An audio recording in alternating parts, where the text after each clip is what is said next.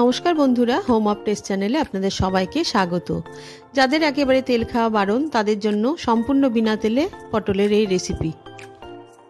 আমি এখানে 300 গ্রাম পটল, একটা বড় সাইজের আলু এবং দুটো পেঁয়াজ একটু বড় বড় করে কেটে নিয়েছি। এছাড়া নিয়েছি স্বাদ মতো নুন, 1 টেবিল স্পুন রসুন কুচি, 1 টিস্পুন নিয়েছি গোলমরিচের গুঁড়ো ও 1/2 টিস্পুন গরম মশলার গুঁড়ো। আমি একটা শুকনো কড়াইয়ের মধ্যে প্রথমে আলু, পটল, পেঁয়াজ, স্বাদ মতো নুন আর রসুন কুচি দিয়ে দিলাম 1 কাপ গরম জল। তারপরে সমস্ত কিছু সেদ্ধ হওয়ার জন্য আঁচটা কমিয়ে ঢাকা দিয়ে রেখে দিলাম।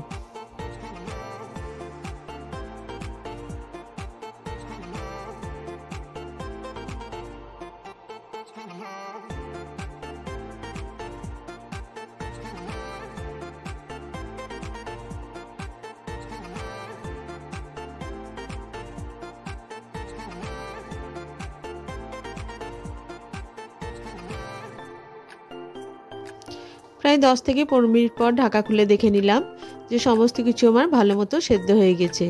এরপরে দিয়ে দিলাম গোলমরিচ গুঁড়োটা আর গরম মশলা গুঁড়োটা।